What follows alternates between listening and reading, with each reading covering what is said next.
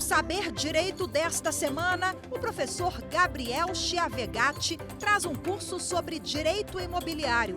Durante as aulas, ele vai falar sobre registro de imóveis, compra e venda, especialidades nos negócios imobiliários e financiamento imobiliário. O professor vai abordar ainda a regularização fundiária. A aula 1 começa agora.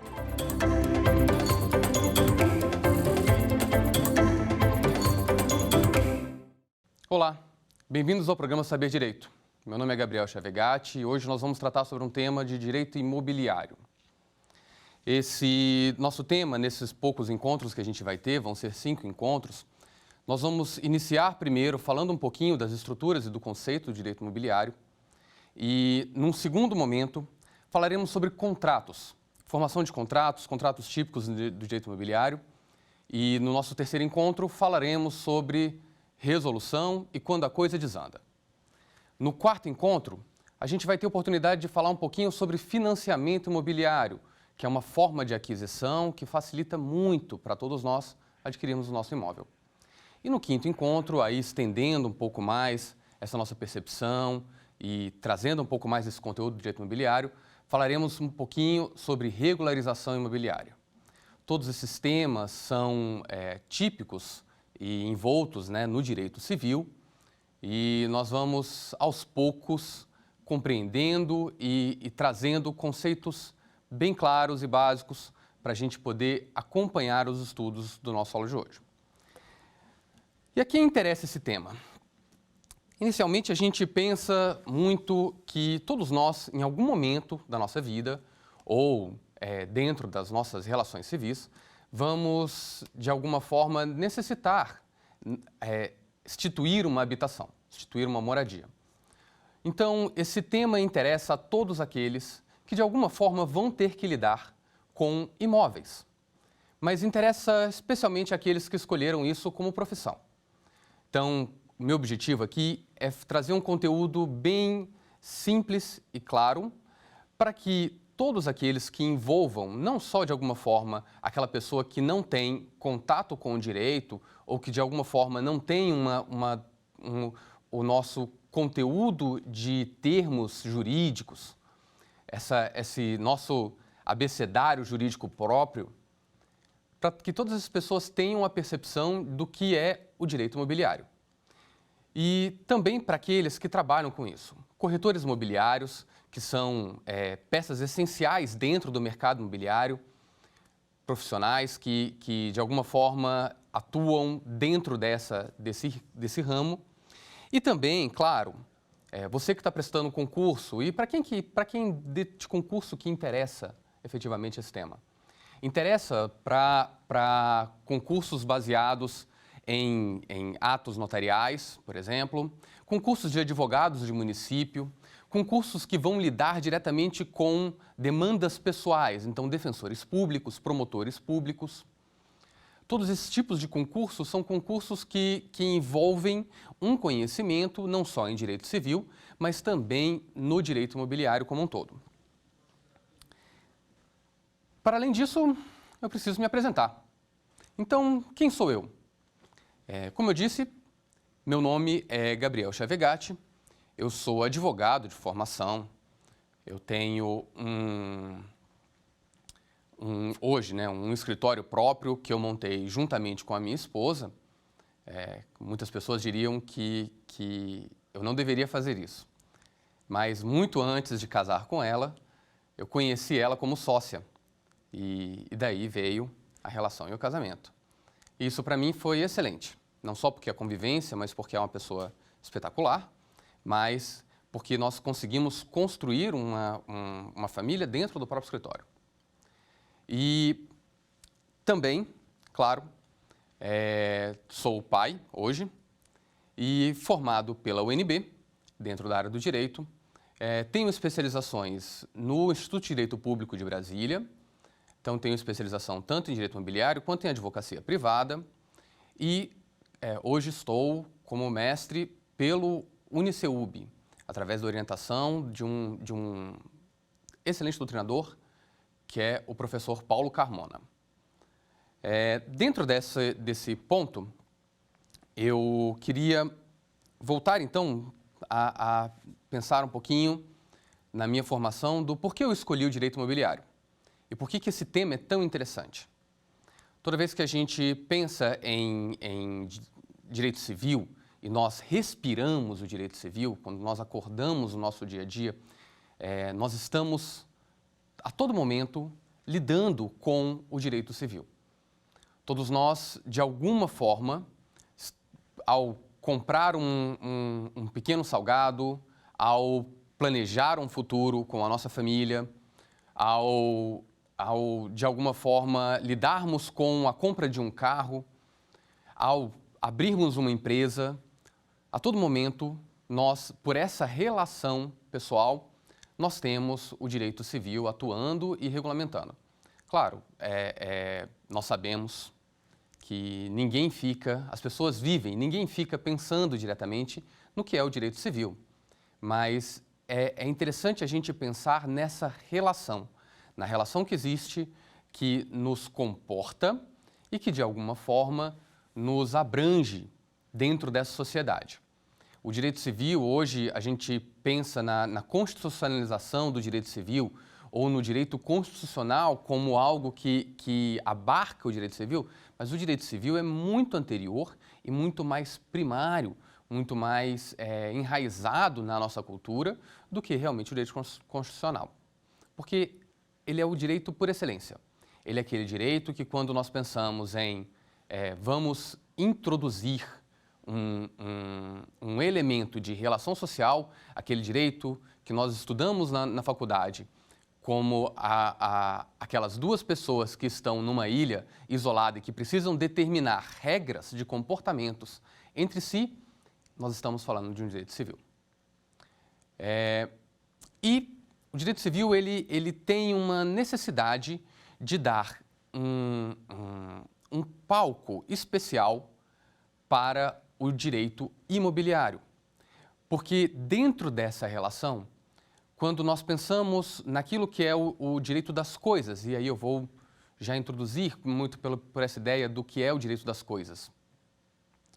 Quando nós temos uma relação nossa própria com um bem que é um bem jurídico.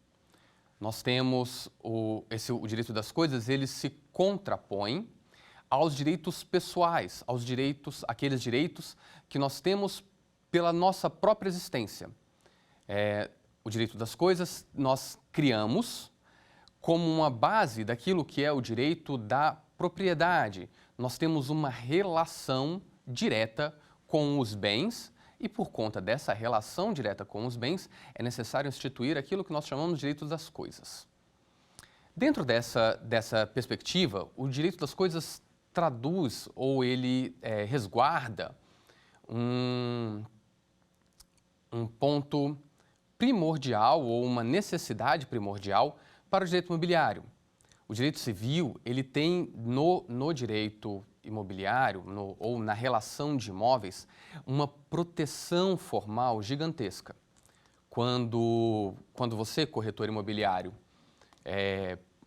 está dentro do seu trabalho pensando assim, nossa, que dificuldade que eu tenho muitas vezes de encontrar um comprador e de encontrar o vendedor certo, e às vezes passamos nessa esfera do corretor imobiliário meses sem realizar uma única venda. Pense um pouco na importância que o direito imobiliário ou que o direito civil entrega para essa relação. Você não está vendendo um produto qualquer. Você está vendendo o bem mais protegido do direito civil, que são os imóveis. Então, essas duas coisas, né, ou a coisa ou o bem, ele tem a mesma orientação. Ambos estão ligados quando a gente fala em direitos reais, que são aqueles direitos que se instituem sobre as coisas. Eles possuem uma origem semelhante. Em ambos os casos, nós temos o termo res, que é o termo coisa, em latim, rei, né, que é vinculado à mesma ideia. Mas o nosso legislador tomou por opção criar uma diferenciação.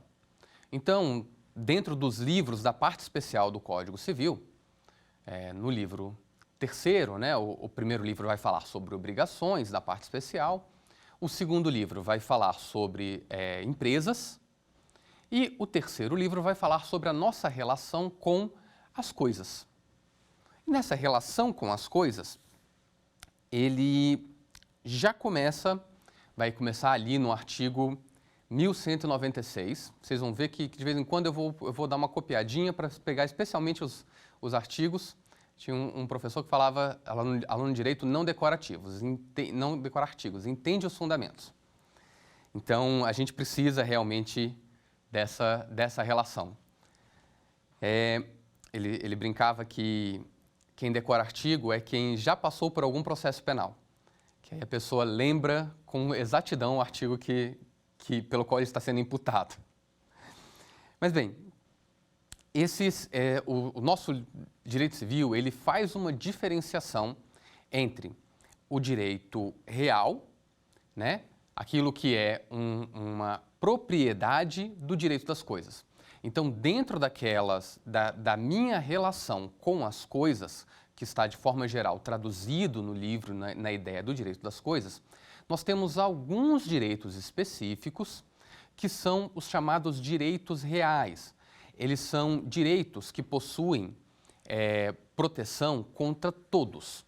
É uma ideia muito própria do judiciário, a ideia de que eu me apropriei, ou seja, inicialmente eu tenho uma coisa como minha e eu posso me opor a outras pessoas, essas pessoas são indeterminadas, essa relação dizendo, eu não vou essa coisa não é sua, eu tenho sobre ela poderes especiais, eu tenho sobre ela direitos e obrigações especiais. Então, dentro dos direitos reais, nós temos, de alguma forma, essa percepção de que os direitos reais são uma característica especial do que é o direito sobre as coisas. O direito sobre as coisas começa basicamente sobre o quê? Começa basicamente sobre o direito de posse. Então, o legislador, quando ele pensou no direito das coisas, ele pensou numa ideia de que o primeiro ato, a primeira relação que eu tenho sobre a coisa, ou seja, sobre um bem jurídico que tem para mim algum valor, que tem para mim alguma utilidade, o primeiro ponto que eu tenho que ter dentro dessa relação é a posse. A posse é um estado de fato. Ela é um estado, ela é muito mais um ato, uma relação intrínseca que eu tenho com a coisa do que efetivamente um direito e uma obrigação. Quando a gente pensa, então, nessa relação, o que é a posse ou o que é que nós temos como essa percepção, essa ideia de que o direito ou a posse, ela é um fato jurídico, ela é um fato que está vinculado a uma situação real. Então, quando eu abarco um bem, quando eu estou diretamente segurando aquele bem, ou diretamente dentro daquele bem, ou na posse daquele bem, eu estou com um fato que é o fato específico da posse. E ela pode ser de diversas formas. Então, o legislador tentou trazer algumas consequências específicas dessa posse. Então, nós temos a posse direta, ou seja, eu estou diretamente com o bem em meu poder. Isso seria uma posse direta, mas ela pode se dar também de uma forma indireta. Então, uma pessoa por mim com uma procuração, uma pessoa me representando está na posse daquele ato. Nós percebemos que existe uma visualização de que a posse não está diretamente com aquela pessoa, ela ainda continua estando comigo, mas indiretamente ela está com outra pessoa. Quando eu peço para alguém, eu viro para alguém e falo assim, pega para mim, por favor, aquele lápis. Aquele lápis está vindo para mim, por intermédio de uma outra pessoa, é uma posse indireta. Dentro do direito imobiliário, isso fica muito fácil de ver quando a gente pensa na locação. A locação é uma espécie de posse indireta. A pessoa não está diretamente dentro daquele bem. Eu cedi aquela posse para uma outra pessoa, eu transmiti para uma outra pessoa. A pessoa que está lá dentro, ela está dentro da posse direta, mas de alguma forma eu estou na posse indireta daquele bem. Eu estou percebendo ou trazendo comigo as relações ainda com aquela coisa, eu ainda tenho uma relação jurídica com aquela coisa, ainda tenho uma fomentação de direitos e deveres através dessa ideia da posse, mas eu não estou em contato direto com aquela coisa, né? Então, o bem está lá, o imóvel está lá, a pessoa, quando precisar, não necessariamente eu preciso ser o proprietário para ter a posse, isso são coisas diferentes, a gente está tentando fazer aqui uma relação, demonstrar essa relação de diferença, mas, de alguma forma, você tem uma relação com aquele bem que não é direta. E a posse, por ser, ainda que seja um fato, ela permite ao possuidor, àquele que detém essa relação de fato, alguns direitos e obrigações. Então, o primeiro deles é a relação que eu tenho de poder defender aquela posse. Então, eu posso, de alguma forma, tentar garantir que eu ainda vou permanecer com a posse daquele bem. Eu ainda vou estabelecer uma relação direta e intrínseca com aquele bem que vai me manter com aquele bem dentro da minha posse. Esse é um dos casos mais comuns e doutrinários, até quando a gente está estudando direito, de alguma forma você ouve dizer que o direito ainda permite o uso da força ou o uso da autotutela, ou seja, o direito permite que eu, de alguma forma, utilize a força. Essa é uma percepção muito curiosa e é um caso específico muito curioso, porque nós sabemos, dentro dos nossos estudos de sociologia, dentro da nossa percepção de sociologia, que parte do nosso contrato social é você entregar para o Estado o direito a exercer a força contra outras pessoas. Mas, como o nosso legislador resguardou algumas situações onde você pode exercer a sua autotutela. Então, é o caso, né, da legítima defesa e, nesse caso específico, é o caso da legítima defesa da posse. Então, o legislador permite que, em algum momento, se você tiver a sua posse ameaçada, se você tiver, ou através do que a gente chama de esbulho ou turbação, esbulho é quando ela foi tomada, quando ela não mais está na sua propriedade. E a turbação é quando nós temos uma situação que parece ou que está na iminência dela ser tomada, ou ela está sendo perturbada de alguma forma, né? Não necessariamente ameaçada, mas perturbada. Nós temos o que a gente chama de turbação. Nesses casos, especificamente, nós temos, então, o poder de não só recorrer ao judiciário, mas, num primeiro momento, utilizar-se das próprias forças para tentar resguardar a posse. Então, você está na sua casa e de alguma forma, alguém entrou querendo tomar a sua casa de você. Alguém entrou dentro do seu imóvel, dentro da sua propriedade, dizendo que ia ficar ali.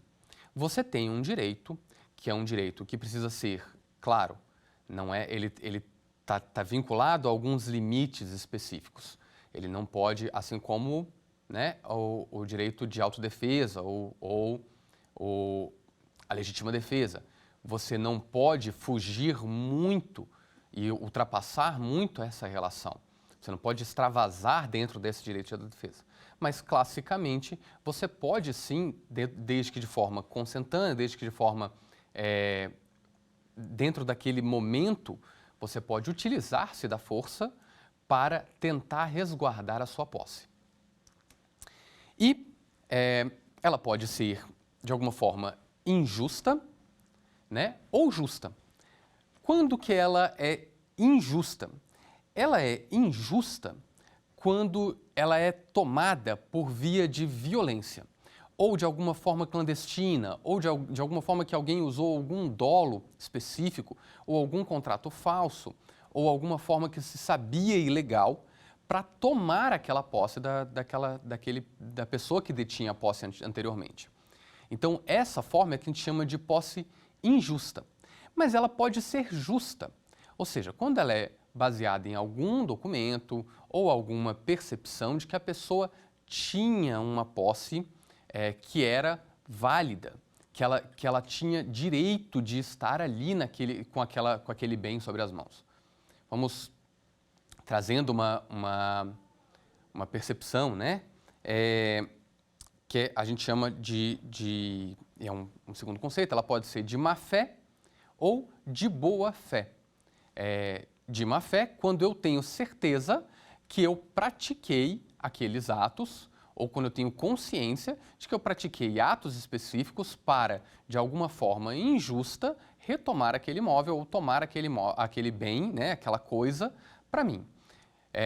Nessa percepção, se ela é de má fé, eu tenho algumas características, e a gente vai chegar a ver isso mais profundamente no nosso quinto encontro. Nós temos essa vinculação do bem com uma percepção de que eu estou com ânimo de dono, né? Ou seja, eu tenho uma intenção de dono daquela coisa, e isso vai gerar um efeito que é bastante conhecido, que é o uso capião, que a gente vai ver melhor nesse encontro. Mas, por ora, é interessante que a gente tenha essa percepção e essa classificação de que a posse pode se dar de muitas formas. Então, eu posso adquirir a posse de forma legítima, eu posso, eventualmente, encontrando o bem na rua, ou encontrando o bem que ninguém quer, eu posso pegar ele para mim. E aí, como primeiro posseiro, eu posso até mesmo, em algum momento, reivindicar a propriedade daquele bem para mim. Eu simplesmente recolhi aquilo, ou dei utilidade para aquilo, uma coisa que estava inútil, eu dei utilidade para aquilo, e aquilo se tornou para mim uma coisa, e dentro dessa ideia eu estou agora na posse desse bem. Essa posse ela é justa, ela é de boa fé, eu estou com ânimos, e eventualmente ela pode ser contestada, mas enfim, a gente tem, dentro dessas relações, ela pode se mostrar que ela não era justa ou que ela não era de boa fé. Mas, a princípio, estou nessa relação. A gente adquire de diversas formas. Pode ser via contrato? Sim, pode ser via contrato. Então, eu adquiro a posse através de um contrato, uma relação jurídica formalizada, aonde eu vou pegar aquele bem, a posse daquela coisa, bem garantido, e tendo essa relação estruturada, né, por uma posse justa. Mas ela pode se dar também, como eu disse, através da violência. Então, a pessoa que chegou e cometeu um roubo e que pegou o seu carro, ele está na posse do carro. Essa posse ele pode eventualmente defender. Então, vamos colocar aqui numa segunda situação, ele veio e tomou o seu carro de forma violenta. Dali a pouco, um outro ladrão, uma situação bem esdrúxula, um outro ladrão veio e tomou o carro dele. Essa relação, essa retomada da posse, essa tomada da posse que a pessoa está tendo pela segunda vez, ele, mesmo não tendo uma posse justa, ele pode defender. Ele pode buscar o judiciário até mesmo para dizer, olha, esse carro estava na minha posse e agora eu tive uma retomada, eu quero ser, de alguma forma, reparado, eu quero ter de volta a posse daquele bem ou daquela coisa. Então,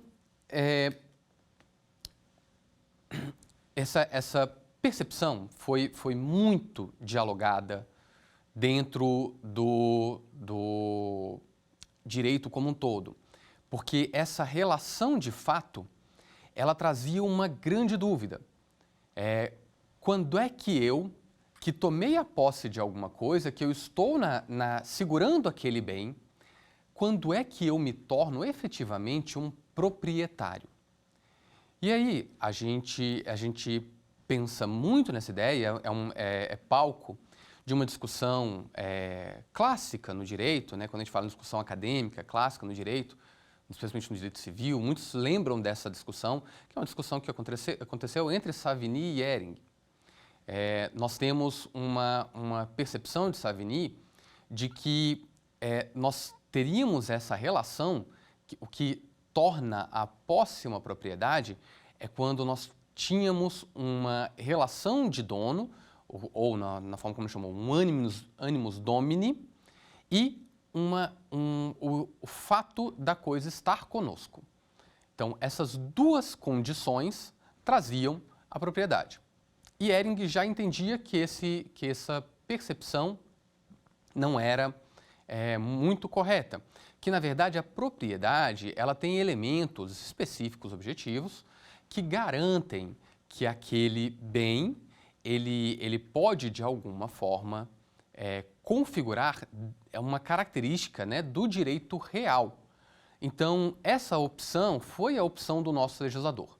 O nosso legislador, quando ele trouxe o que são os direitos reais, ou seja, ele abriu um tópico específico dentro do direito das coisas. E ele disse, olha, eu vou trazer para vocês alguns direitos que são direitos sobre as coisas, que são, de alguma forma, protegidos, inclusive perante todos, que é os direitos reais. Os direitos reais, eles estão, de alguma forma, concatenados de forma taxativa. Essa taxação está no artigo 1225 e o primeiro deles é, de fato, a propriedade. A propriedade, ela é o direito real por excelência. Ela é dentro da história do direito, nós temos essa propriedade como algo que se construiu ou algo que de alguma forma, teve uma importância muito grande nas próprias relações civis e nas próprias relações pessoais. Basta lembrar que na formação daquilo que são os direitos humanos, o direito à propriedade é um daqueles que compõem os direitos de primeira geração.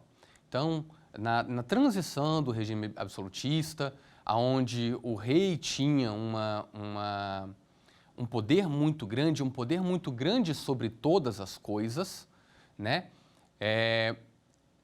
As pessoas, especialmente um movimento de construção da sociedade, começa a perceber que elas precisam ter sobre as coisas um pouquinho mais de estabilidade. E aí nasce a percepção do que é a propriedade. E por que isso tem que ser garantido? Por que isso tem que ser protegido?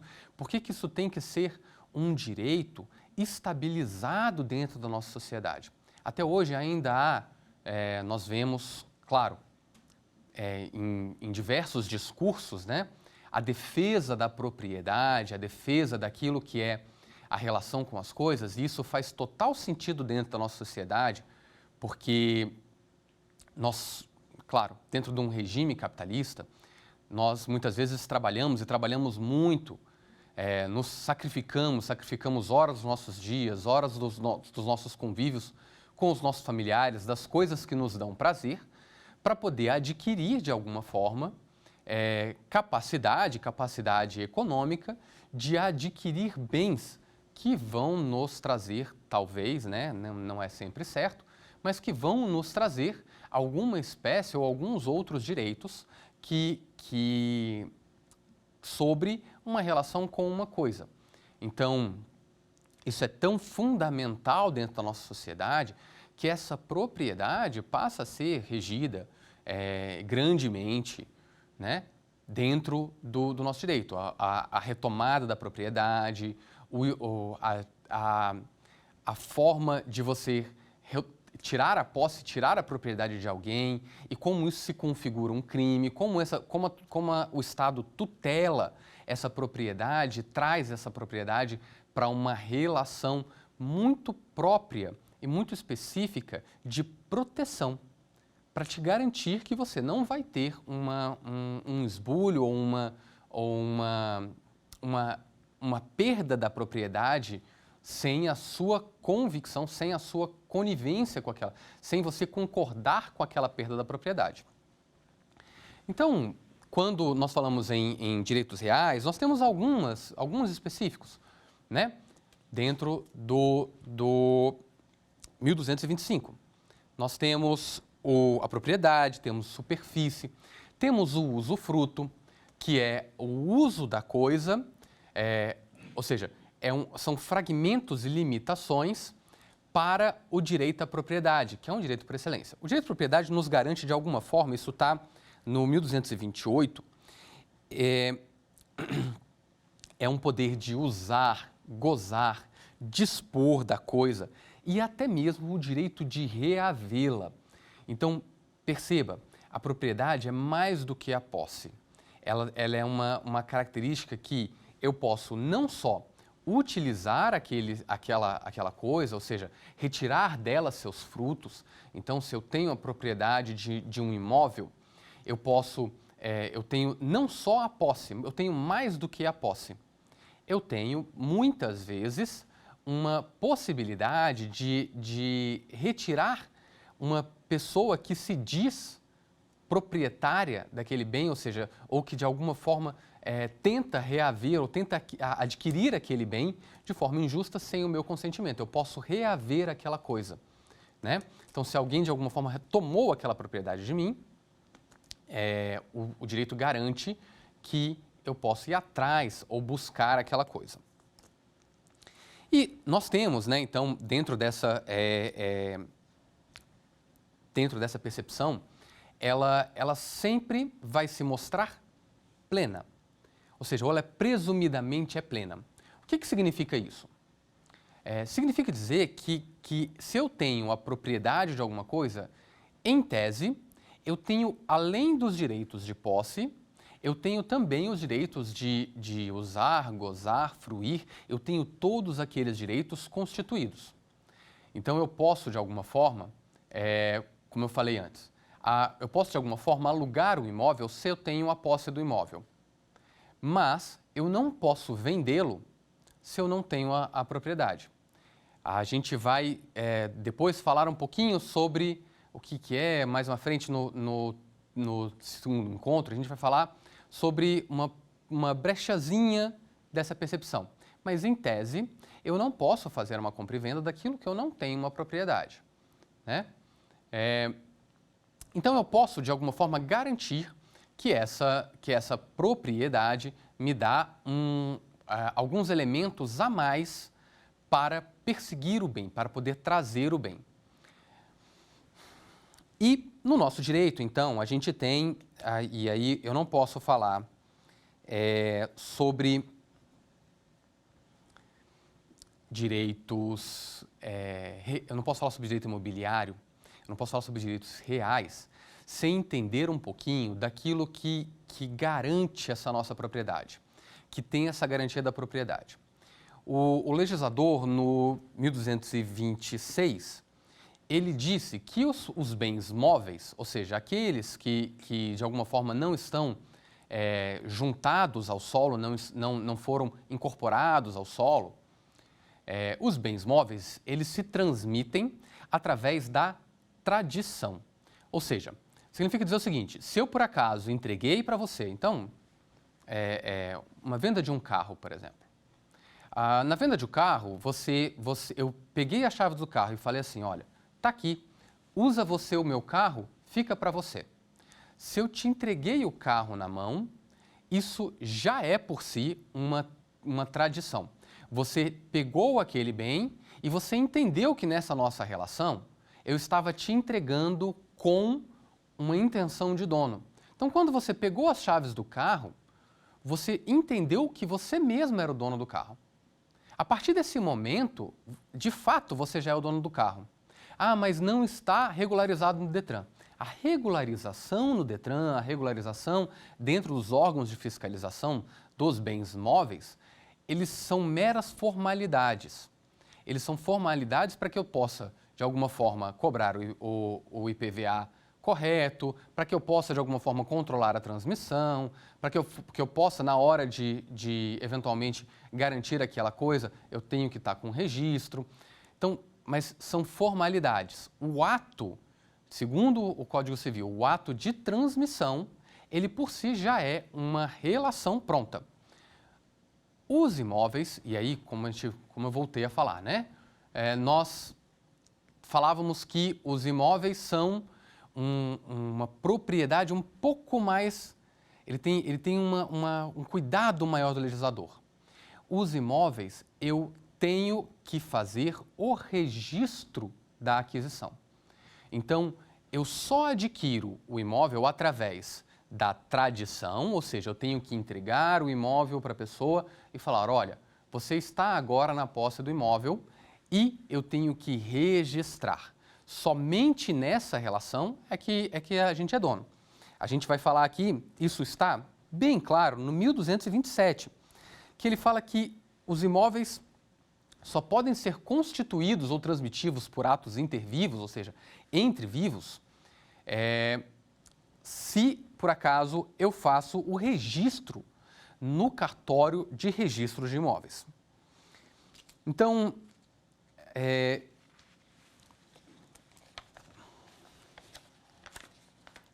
nessa situação, eu presumo que a pessoa ela é proprietária quando eu verifico o registro do imóvel.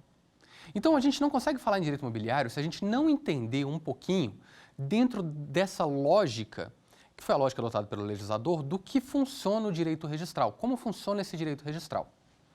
Nós vamos colocar aqui alguns pontos, de forma bem breve, bem sintética, sobre essa relação. Nós temos alguns tipos de cartórios. Nós temos o cartório de registros de imóveis, é um tipo deles. Nós temos o cartório de registros civis de pessoas, ou seja, a pessoa que nasce, a pessoa que casa, ela vai para um cartório de registro civil. Nós temos o cartório de títulos e notas, ou seja, aquele cartório que funciona como um auxiliar, um escrevente. Ele vai redigir contratos que, de alguma forma, possuem fé pública. Nós temos o cartório de portos, todos esses são cartórios que são empresas privadas, são empresas que funcionam com lógicas privadas, eles funcionam através da relação de comércio, né? Mas elas possuem uma delegação da função pública. Então, quem em geral organiza e delega essas funções, então para você que está estudando para o concurso de titular, de cartório, você está recebendo do judiciário do teu estado uma delegação para que você possa atuar no auxílio das pessoas para garantir propriedades nessa forma do registro, ou para que você eventualmente garanta as relações civis, os direitos pessoais daquela pessoa através dos registros, ou para que você auxilie dentro dessas relações civis, dando fé pública aos contratos ou às relações negociais. Então é para isso que serve o direito registral.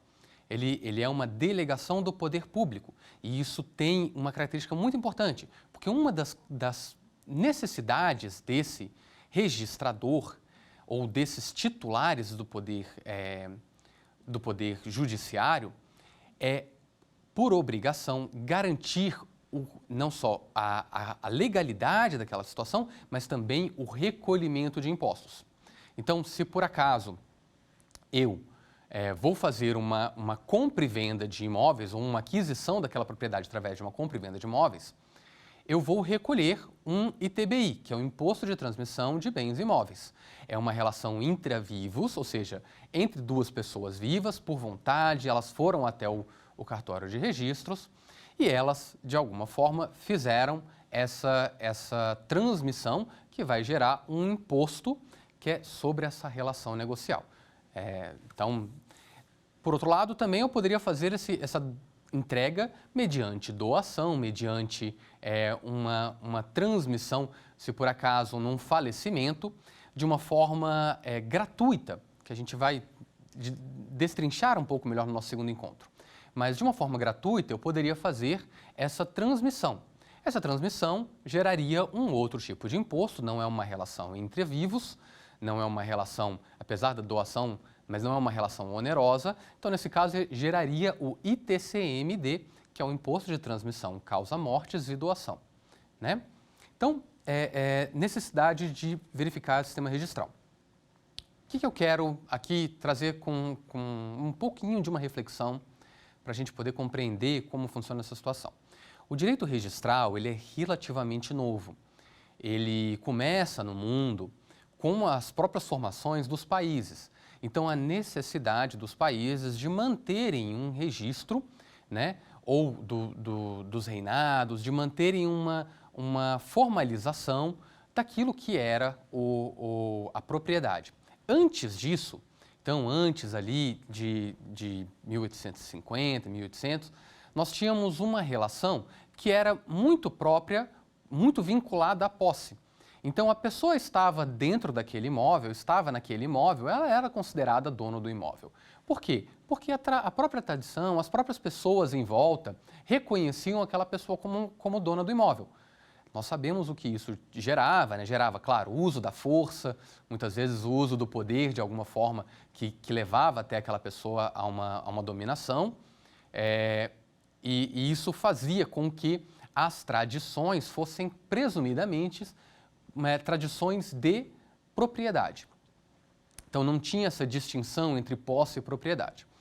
A gente começa a ter isso, então, lá pelos idos de 1800, nós temos alguns sistemas de registro desses imóveis, né? Então, nós tínhamos o sistema, então, essa base do sistema da tradição, mas depois, na Alemanha, a gente começa a ter uma formação de uma diferenciação, uma pessoa que fica responsável por traduzir e fazer uma anotação, e aí a formação do comércio faz com que aquele imóvel tenha uma capacidade econômica e a relação entre aqueles povoados faz com que aquilo necessite de um registro. Então, como é que eu vou provar, estando longe do meu imóvel, que eu sou o dono daquele imóvel? Então, aquilo vai começando a se formar numa forma registral. E aí, o sistema registral espanhol, que é uma forma que se baseia muito nas hipotecas realizadas sobre aquele imóvel, ou seja, como você vai garantir que aquele imóvel está ou não registrado, né, através de contratos comerciais que envolvam aquele imóvel. E nós temos um sistema australiano, que é um sistema que chama o sistema Torrens, que ele faz uma busca minuciosa até a origem do imóvel e traz naquele imóvel um título. E aquele título, quando é repassado, ele é uma formação absoluta da transmissão. Então, o título em si, ele é uma forma bem específica, ele vai ser transmitido e ele dá àquele proprietário uma percepção muito forte de que ele é, de fato, o possuidor, né? O sistema brasileiro, ele até 1846, ele era um sistema baseado na posse. Então, até 1846, nós tínhamos essa relação direta da posse do imóvel, daquilo que a gente tinha como posse. Depois disso, nós começamos a ter algumas relações que vamos falar sobre registro de imóveis. Então, em 1850, a Lei de Terras, nós já tínhamos, então, uma ocupação forte da nação, né, do país. Em 1850, o Estado brasileiro faz uma pequena intervenção e fala assim, aí nós ainda temos uma população eminentemente agrária, né, e ele diz, olha, tudo aquilo que não está na posse de ninguém é propriedade do Estado. Agora, nós vamos criar alguns registros paroquiais que estão ou seja, dentro daquela localidade, alguns registros paroquiais que vão dar a garantia de que aquele imóvel é daquela pessoa. Então, a gente chamava isso de registro do vigário, ou seja, a igreja fazia um controle de quem era o registrado naquelas terras rurais. E aí nós tínhamos algumas aberrações, que hoje nós consideramos aberrações, claro, é fácil julgar o direito quando você já passou, mas algumas aberrações registrais. Então, você tem uma matrícula do imóvel de uma área rural, a área rural vai da pitangueira do seu José até o leito do córrego do seu Zezinho. Então, você tem aqueles marcos, que são marcos naturais, mas marcos que são perecíveis e que deixam de existir. E até mesmo esses registros que são, de alguma forma, muito difíceis de serem concatenados. Isso muda, e muda especialmente em 1913. Então, percebam como é bem novo. Porque em 1913, nós temos aquilo que cria a base da Lei do Registro Público.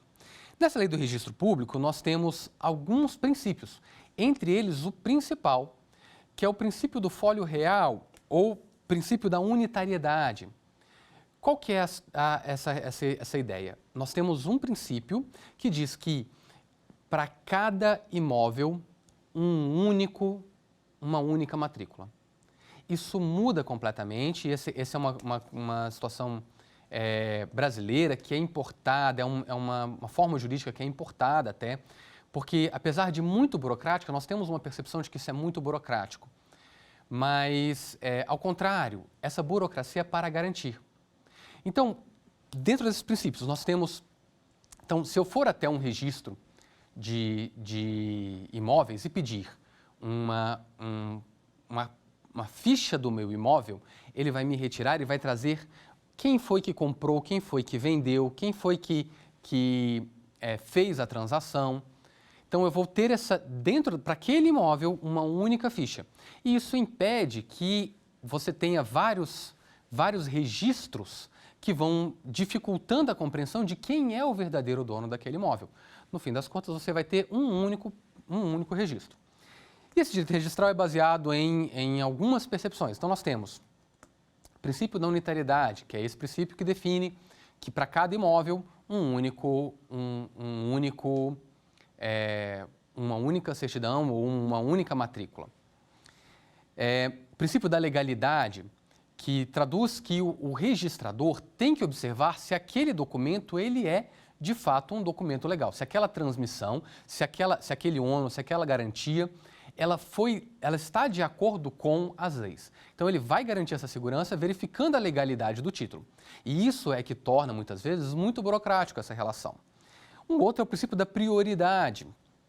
Então, quem chegar primeiro até aquele registrador vai entregar um registro e quem apresentou primeiro tem prioridade na análise. Então, os primeiros registros, quem chegou primeiro e trouxe uma garantia vai ter prioridade na garantia.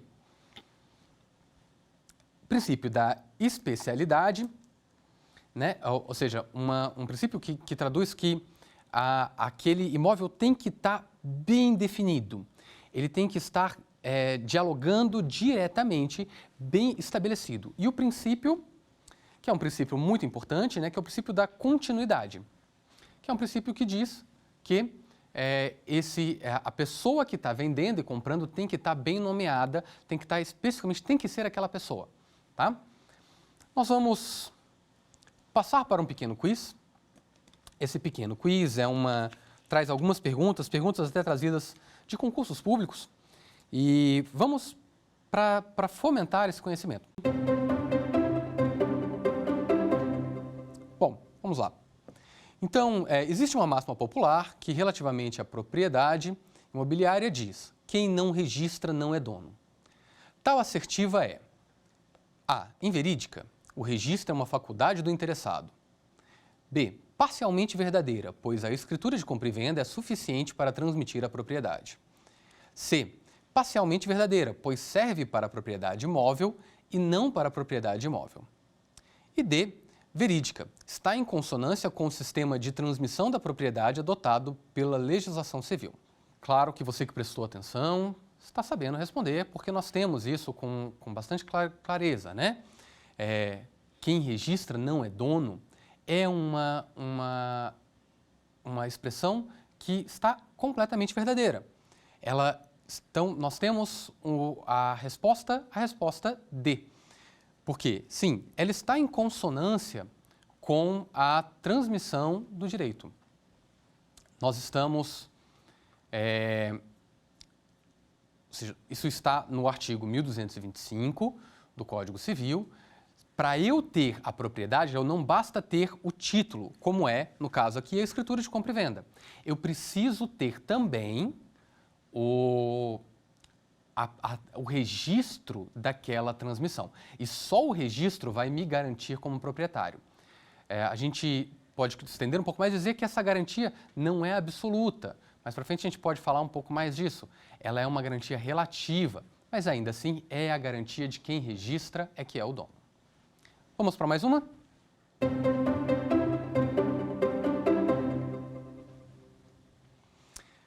Faz-se necessário que o oficial de imóveis, antes de proceder com o registro, realize exame prévio do título, a fim de aferir acerca da validez e eficácia deste.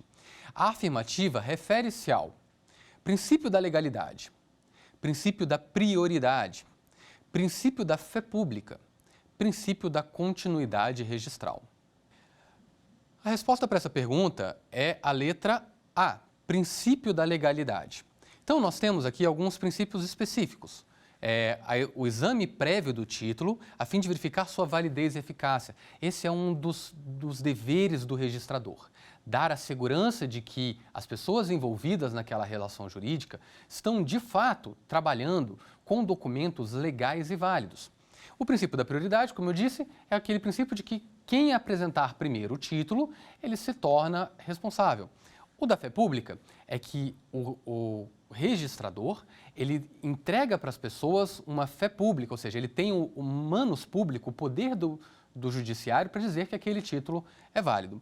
E o princípio da continuidade registral, que é a pessoa que está transmitindo ou que está fazendo o negócio imobiliário, ela é de fato o proprietário daquele momento, daquele imóvel. Vamos para mais uma.